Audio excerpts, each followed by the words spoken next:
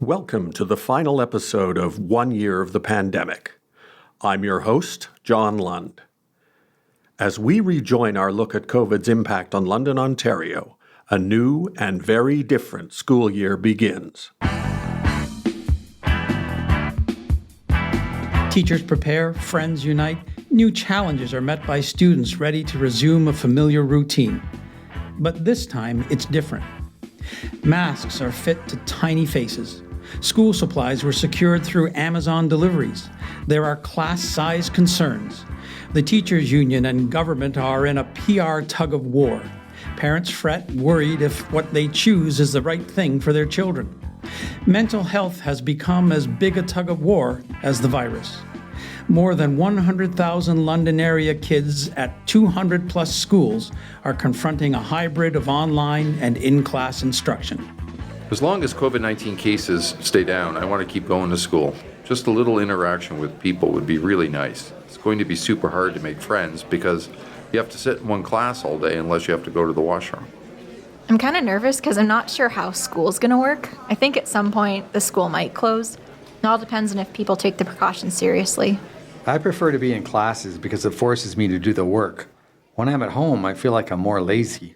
Students at schools like Western and Fanshawe look forward to the resumption of classes, mostly online, with trepidation for students.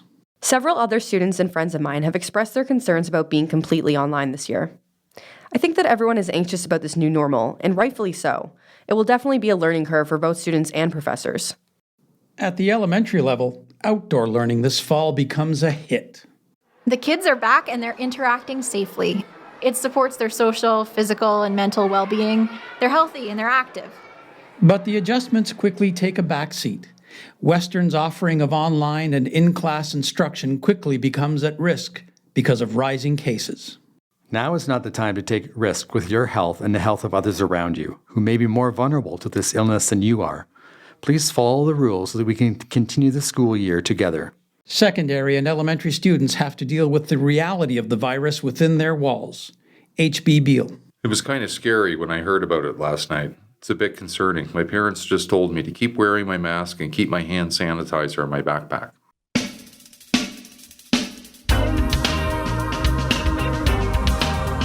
The restlessness of youth grows, though, and with it, the fear that youthful exuberance and constant confinement will lead to non-compliance.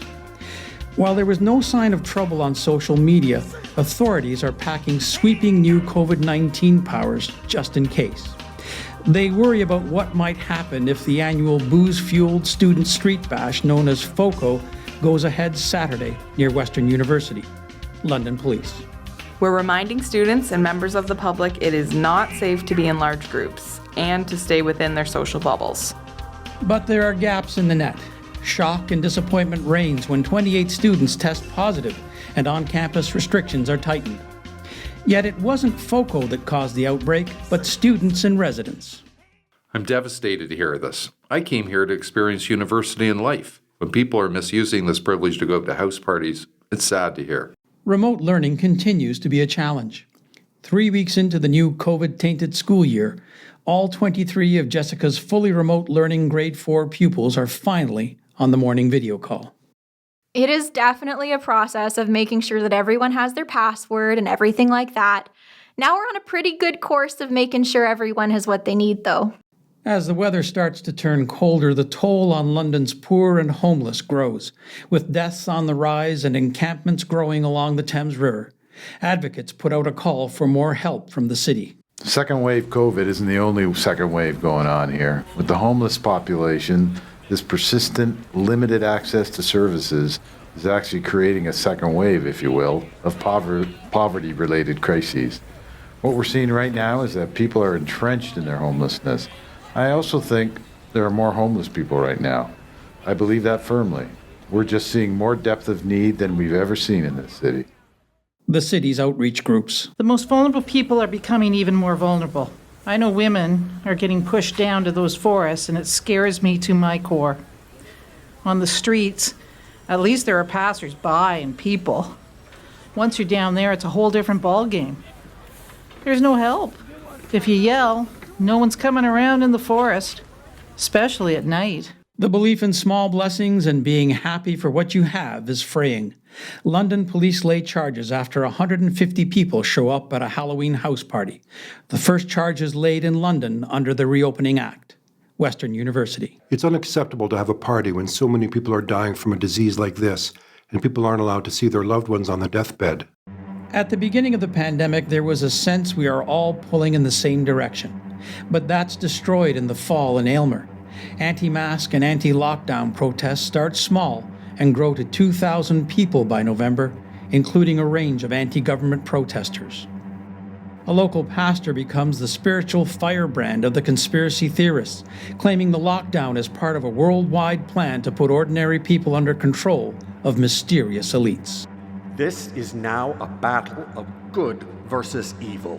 It's increasingly clear that whoever's driving the global COVID-19 agenda, and the key players aren't necessarily well known, has an evil plan to subvert the global population to a long-term regimen of untested and unproven vaccines, curbs on individual freedoms, travel restrictions, dangerous levels of government borrowing, and extreme social condition. Aylmer residents and officials fight back, but as the protests continue, the town becomes infamous. It's a shame to have this happening in a small town. It's kind of sickening to see it. It's affecting business and hurting our community. Nobody wants to shop here or be associated with Aylmer.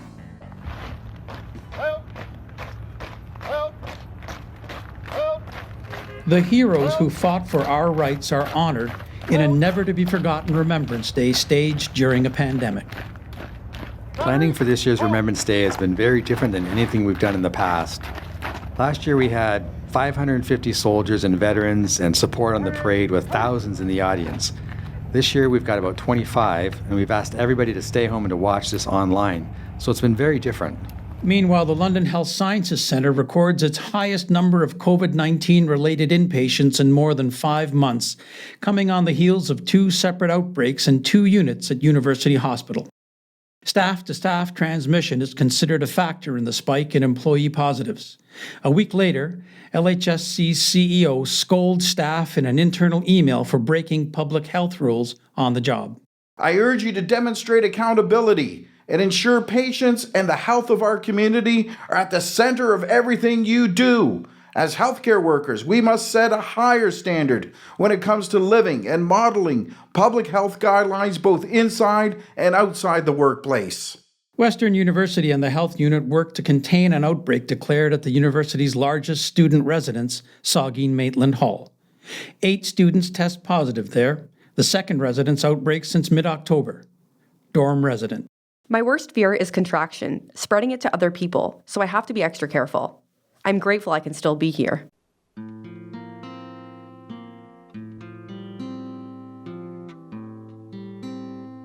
Winter is coming, and we remember the indoor days. We think about how to make it through the first COVID winter. 1 month before Christmas, the industry is predicting a tree shortage. We focus on our homes.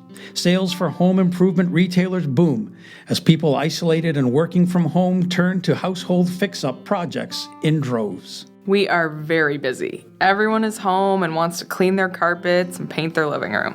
We still have people building decks. For those who contract the virus, the hope is simply to get home again. Increasingly, some do not. Thomas Roberts goes to the hospital to be treated for pneumonia and dies of COVID-19.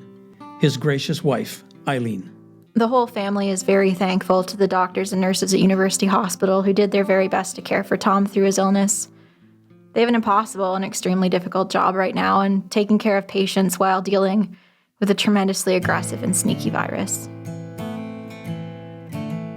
44-year-old Martin of Belmont dies November 29th after being diagnosed with COVID-19. He is believed to be the area's youngest COVID-19 related death. The third wave is here. There is no doubt by December. It has already been the worst month of the pandemic by case count, and there are no signs of slowing down as the holiday approaches. It's never been more dangerous. An outbreak at University Hospital expands to its multi-organ transplant unit and a cardiovascular surgery ward. LHSC cancels all non-emergency surgeries at the site. 52 cases in patients and staff and 2 deaths are linked to the 6-unit outbreak. LHSC points to non-compliance to public health measures among staff as a factor in how the outbreak spread from one unit to 5 others in 17 days. The hospital investigates persistent allegations of a staff potluck, later deemed to be a false report. 112 patients and staff become infected. 12 people die. There are issues with personal protective equipment not being used in break spaces, and auditing is occurring to ensure 100% compliance. A city official. I'm just incredibly saddened and frustrated by what's transpired. The outbreak at University Hospital serves as a jarring reminder of the potential for tragic outcomes if public health guidelines are not followed. The vaccine arrival imminent, LHSC builds a pop-up clinic at the Western Fair District Agriplex and gears up for its first appointments.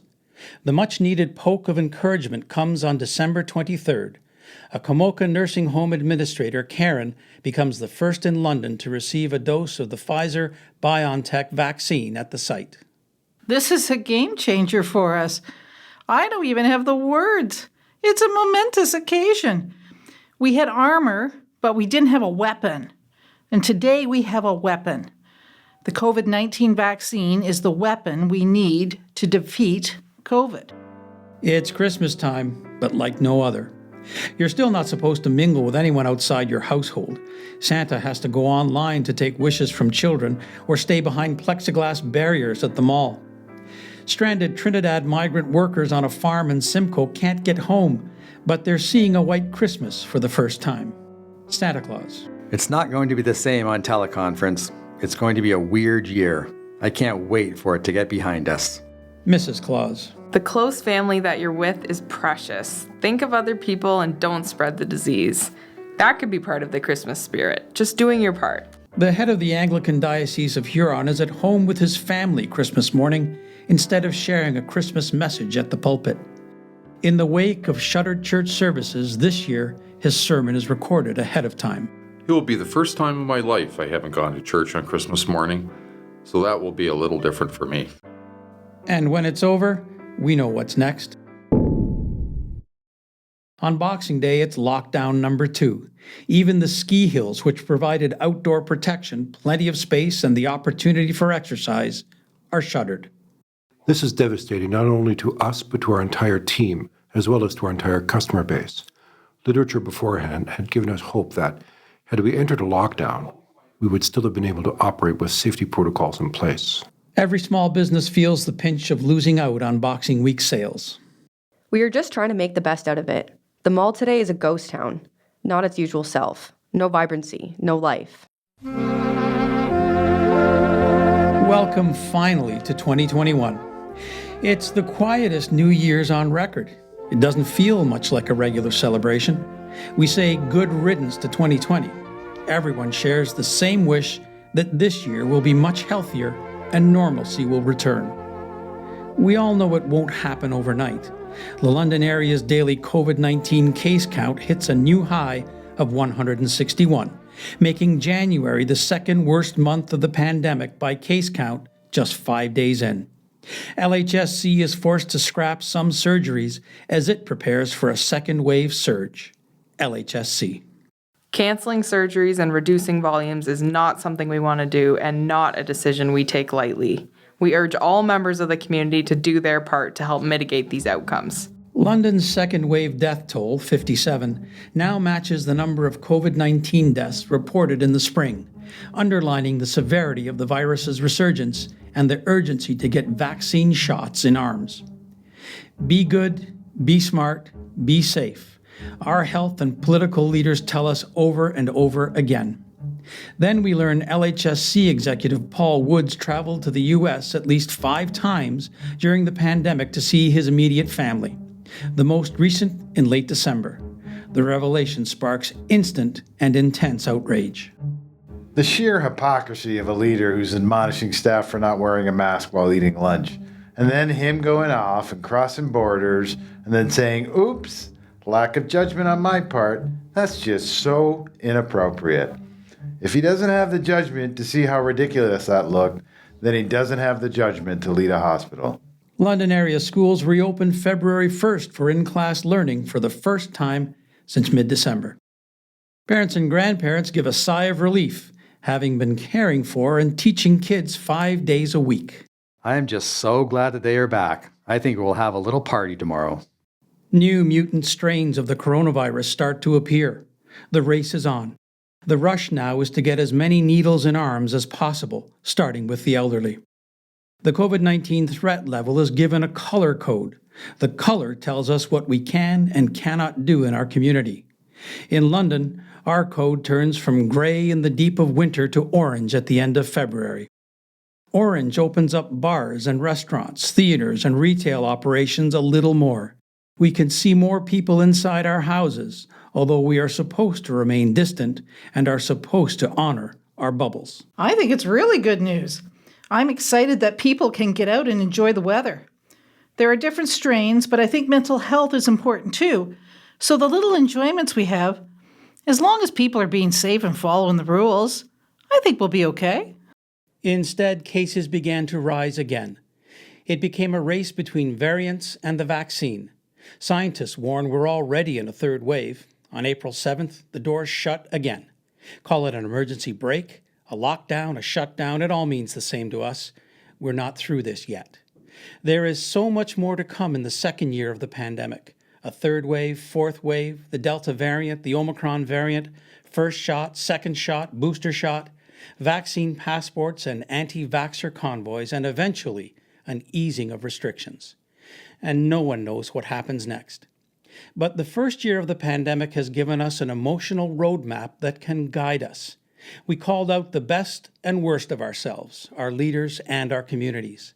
We shared anxiety, frustration, anger, fear, pain, and betrayal. We expressed joy, patience, resolve, strength, and love too. Our voices carried through and will continue to carry us.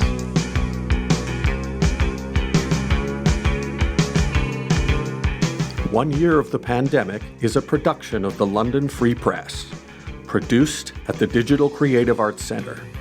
Executive producer, Joe Rusitti. Produced by Mario Cercelli. Written by Randy Richmond and Ryan Payette, with contributions from many in the London Free Press newsroom and Mario Cercelli.